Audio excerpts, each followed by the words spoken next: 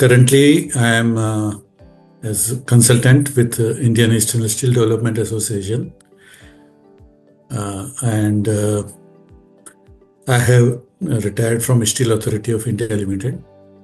I had joined SAIL just after a few months, or maybe nearly 1 year after graduating from Malviya Regional Engineering College as metallurgical engineer, and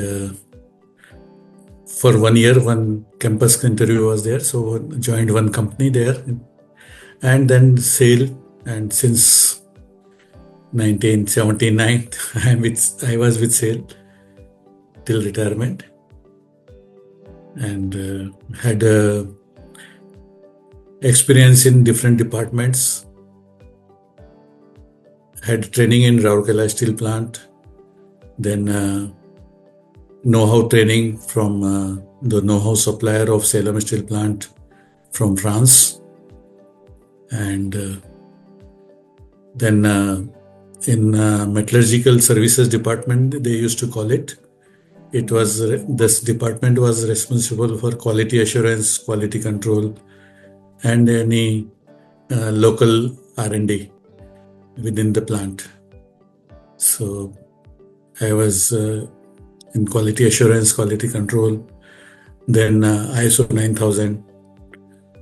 Later on, I had a small stint at Alloy Steel Plant Durgapur, because the Durgapur started making slabs for stainless steel slabs for Salem Steel Plant. At that time, Salem Steel Plant did not have melting facility. Then I also had a small stint in Executive Director's Secretariat as his technical assistant. So I was heading his secretariat. So there I got experience of different department, because all departments were reporting to him. So finance, HR, administration, and of course operation and all that. So after retirement, and then of course after executive director's office, I went to marketing, sales and marketing. So a long stint in sales and marketing of stainless steel, and after retirement joined ISSDA. I am a consultant on more or less case-to-case basis, but of course one case is going on, that developing stainless steel standards with BIS. So I am representing the stainless steel industry in certain committees of BIS. So in that committee, we made 2 new stainless steel pipe and tubes standards. I was convener of that committee, and one totally refurbished. And this refurbished is for pipes and tubes for food, beverage and dairy industry. And that has been made, it has been brought to QCO, the Quality Control Order.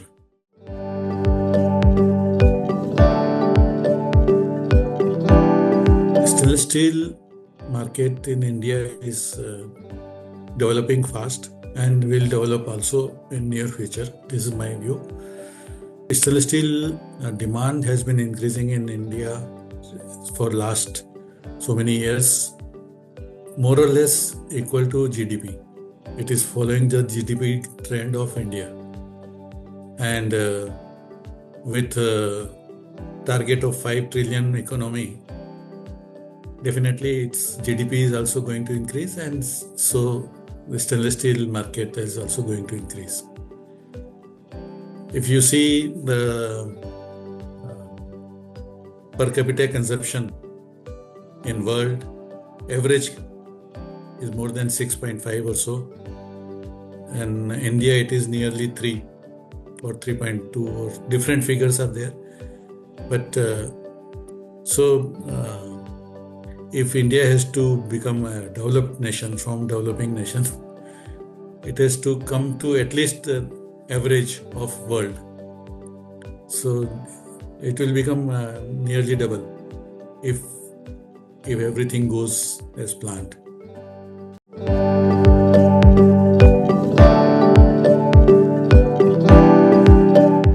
If you ask me right from my beginning of my career, at that time, hardly any organized company was producing stainless steel in India. Mostly it was imported, or it was unorganized sector, MSME, were making stainless steel. So when either they were importing, means import also was restricted. So only retailers or stockists were importing, or the MSME was supplying this. So when Salem Steel started producing stainless steel, at that time hardly any consumers were purchasing directly. So they were targeting the retailers, the stockists. And slowly they started, they developed their own, because Salem Steel also was new in the business. So they developed their own strategy. First they started targeting the retailers. They started giving bonus to them for quantity-based bonus. And so slowly they started targeting the actual users, consumers. Their utensil sector was highest consumer at that time. Of course, now also highest consumer is utensil for stainless steel. However, it was a very great portion was there in the total demand. So the utensils sector was targeted. Then Salem Steel started making its own dinner set also, as a consumer awareness that this is how it looks and how it behaves, how it performs, because they were making of 304 only. Very later on, very late, when nickel prices went up very high. So we can say kudos to stainless steel industry in India, that they developed 200 series where nickel was very low, and it was because stainless steel was known as a non-magnetic steel. So if you start using 430 grade, which is magnetic, which does not have any nickel, so people will say that it is not a stainless steel, especially for utensils, household utensils. So they made it. The stainless steel industry in India made 202. They used to call 202, but it was not exactly 202. Varying percentage of nickel they developed. Then they started supplying to utensils, those grades, utensil manufacturers. Slowly these grades came because by the time they developed these grades also to have better properties. So slowly it went into fabrication also, where corrosion was not very, very severe. Of course, the look was very good, just like any other grade. So, but corrosion resistance is less in 200 series grades. Then,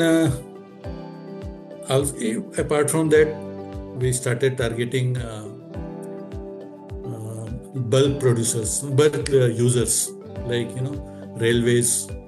We started educating these companies like railway. So railway started. We developed a grade for railway wagons. People were not knowing how to weld stainless steel. So as a part of marketing strategy, we trained the people, the users, welders, the welders in the user company, how to weld stainless steel, how to fabricate stainless steel. And then railways started using stainless steel in wagons. Then for a particular grade was developed for that purpose. And same grade was used for coal bunkers in thermal energy. Then we developed the grade for chemical industry. At that time, only 304 grade was there. Then we started making 316L, 310 for high temperature, 316L. So chemical industry, where textile industry, where 316 was required. Then 430 grade was developed for appliances, washing machine, microwaves. There 430 grade, which is magnetic, doesn't matter. But sometimes magnetic property is also required. But aesthetic look is required, corrosion resistance is required. So there 430 grade is there. Then we coordinated with Government of India, Mint. They started using coins for 430 grade coins, stainless steel. Then slowly it went to the branding. As I told you, the Salem Steel started making their dinner set, and other companies like Jindal also started making their own architectural application. They started making. They did not cater to entire industry, but they showcased the thing that stainless steel can be used for such applications. So the purpose of making their own dinner set or their own architectural thing was not to cater to entire industry. It was a kind of showcase, marketing strategy. And of course, then came slowly to bridges and wire roads and reinforcement bars. And but reinforcement bar, structurals, etc. being used, but many government companies will not use without standard. So as a marketing strategy, we went to BIS and made BIS standards for various applications. Even normal sheet and coils, hardly 3-4 grades were there in BIS standards. So as late as 2017, it was so late that so many grades, now nearly 100 grades are there in plate and sheet standard. Then a standard was developed for rebars for stainless steel, so that the government agencies can use stainless steel for rebars. And now, as I told you, that through ISSDA, we have developed the pipes and tube standard for stainless steel, so that all agencies can use pipes and tubes and stainless steel. So these are also our part of marketing strategy that we make popular. So I must say you have been very instrumental in bringing stainless steel to where it is today, because you have covered almost all types of stainless steel and brought them to the forefront of all the sectors. So now they have a wide variety of choices. They can choose the application as per their requirement. Yes, the stainless steel can be used in all sectors wherever steel is there, and of course the demand of the corrosion resistance and heat, higher temperature, and of course where look matters, it should look good. The painting will not be required, and wherever painting is difficult, again stainless steel is used. Now a lot of in India also, some bridges they have started using stainless steel rebars, and especially in the splash area you can use stainless steel rebar. You need not replace the entire TMT bars with stainless steel, just on the splash area or the difficult areas where you can reach with difficulty, or repair is difficult later on in future. There you use stainless steel.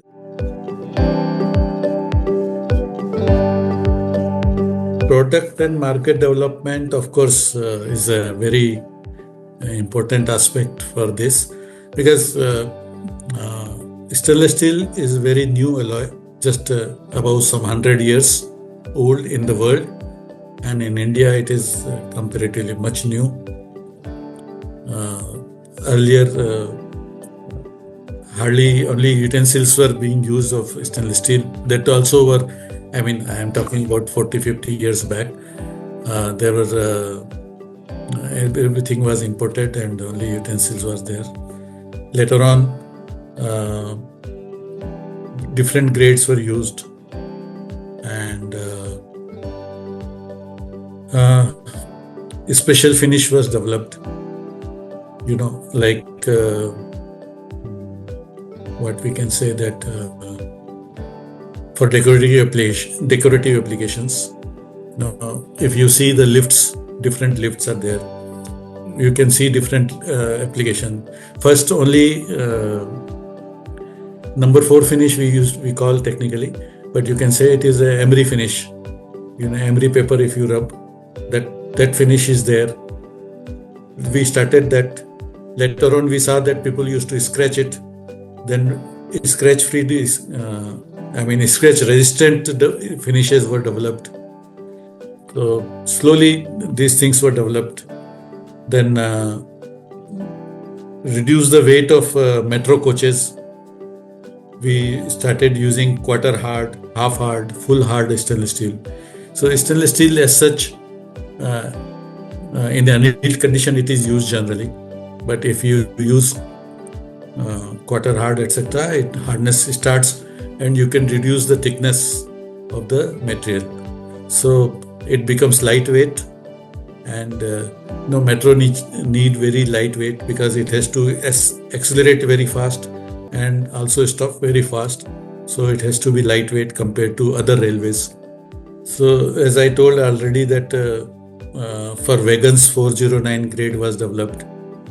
Then slowly coaches also they started using normal coaches, not metro coaches. So their different grade, which is comparatively, you can hard it but faster. So apart from 304, 301 grade was developed. And then auto industry started using exhaust. In the exhaust, it is completely stainless steel, and especially after catalytic converter was made mandatory, then these stainless steel started its use in exhaust system for automobiles, and of course it is heat resistant also. Then brake disc, motorcycle brake disc, different grade is developed. Then high sea platforms, there salty water is there, so duplex stainless steel was developed. So in India also duplex stainless steel came very late, but now it is getting its application very quickly. Then as I told you in beginning, that 200 series was developed. Although 200 series was existing in the international standard, but it was developed in India only when nickel became costly. And now slowly in renewable energy, in hydrogen, stainless steel is being used. Buses and trucks, this is being used. Then aerospace and defense, there also market development, product development is there going on.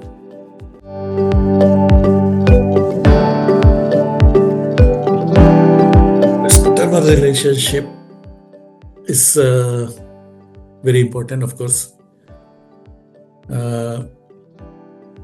We have to demand prediction is required.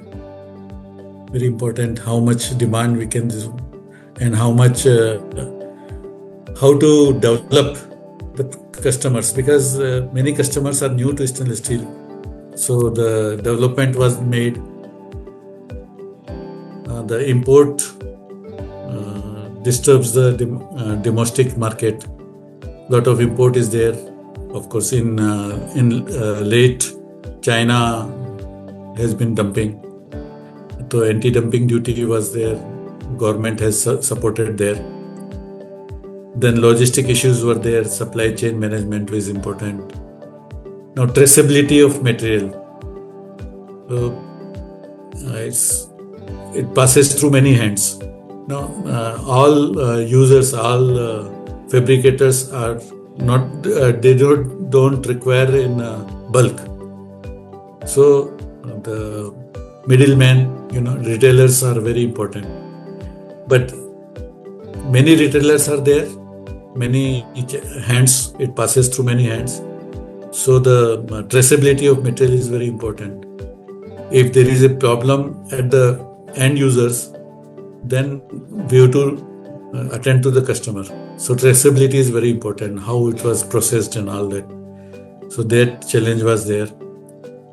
Demand prediction, of course, as I told you earlier. Then retailers, the mix-up are there at retailers. Many small retailers, they don't bother about the traceability.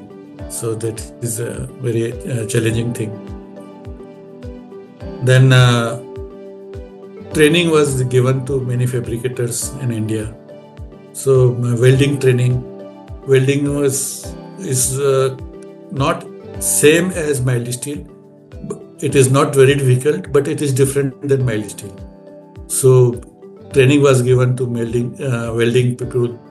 Even as I told you that the coaches and wagons, when stainless steel wagons started making, the wagon manufacturers, welders were trained by the suppliers, the Salem Steel and Jindal Steel. Their welders were deployed at the campus of the wagon manufacturers to train them. Because when they were not able to weld, they started doubting the stainless steel. That stainless steel is not suitable for their application. Now, even big players like railways, they were also not able to weld properly. So as I told you, the trainers, we trained them because it is a costly material. And then small quantity for a specific requirement is also a challenge, because stainless steel has, although we call it stainless steel, but there are hundreds of grades and different properties like austenitic stainless steel, martensite stainless steel, ferritic stainless steel, all require different treatment during fabrication, during processing also. They require different treatment, at fabrication they require different treatment, and there are hundreds of grades. So this is a big challenge there.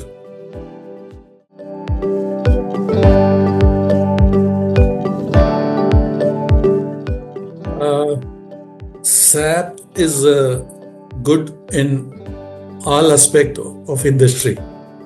You take it stainless steel, carbon steel, or not only steel, any metal, or forget about metals, any industry. It is good. Even the industry in which you are, like publication or anything, SAP is very important. Of course, SAP is costly, so small players do not apply SAP, but it is very important. Like if I talk about my industry, the stainless steel industry, initially where we were doing manual operations, data collection, data analysis, financial reporting, everything was, even customer relation management, CRM, what we call this, everything was manual. Then came standalone PCs. It was, I think, late 80s PC came. Then each department were given their own PC. They developed their own programming, each department. So reporting also started through PC, but it was all separate. Then SAP came in, and then it was implemented initially in one department, then the operation department, then maintenance department. Slowly it came to finally marketing, their distribution and sales and distribution and marketing. So operations were streamlined. The reporting and data analysis were also better. Financial compliances,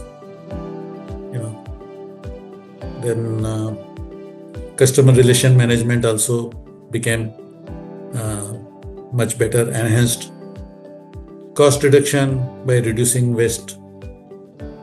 Lead time started slowly because as soon as the marketing or sales department log in the requirement of the customer, immediately the operation department comes to know.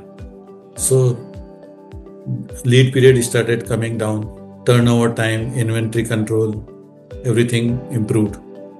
So like any other industry, stainless steel also in the industry also gained, got benefited with SAP. It is traceability of finished material, everything.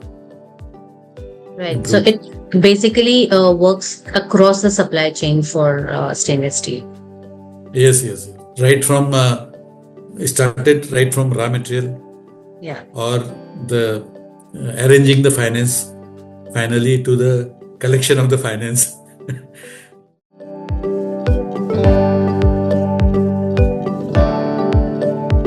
Very important point, because stainless steel is a very costly material. If there is a defect, it costs the customer as well as the supplier very dearly. So immediate customer complaint, immediate tracing this zero defect is very important there. We have to go to the zero defect concept, and the complaint handling has to be very quickly. So dedicated customer service team was required. So initially, when I will take an example of Salem Steel sale, but of course it is applicable for everybody. Jindal also, and any other player in long product also. So initially we started dedicated customer service team, and sales and marketing team was different. Then we integrated them, because we trained the engineers in marketing and sales and marketing, so the engineers can do both together. And then multiple channels for lodging complaint was there, whether you do it by oral or by SMS or by text or anything, you lodge the complaint. And of course the CRM system helps there, the SAP system. Then timely response, acknowledgement, then root cause analysis, everything was required. Data analysis, then corrective action is required. So complaint handling protocols are required, and post-sale support is required. So sometimes, the material, because the fabricators also were new for stainless steel fabricator. For them, stainless steel product was a new. So sometimes they also do mistakes, but they will say that it is stainless steel, your product, your problem. So we used to handle them. That's why, as I told you, the engineers were inducted in that. So engineers used to handle this, and they were also trying to find out the problem. So sometimes the problem at customer's end, we used to handle that also, that this is the problem at fabrication end or welding end, and or otherwise it may be material problem. So we have to give feedback to the plant. So everything was slowly developed everywhere, because in India stainless steel, for producers also it was a new product.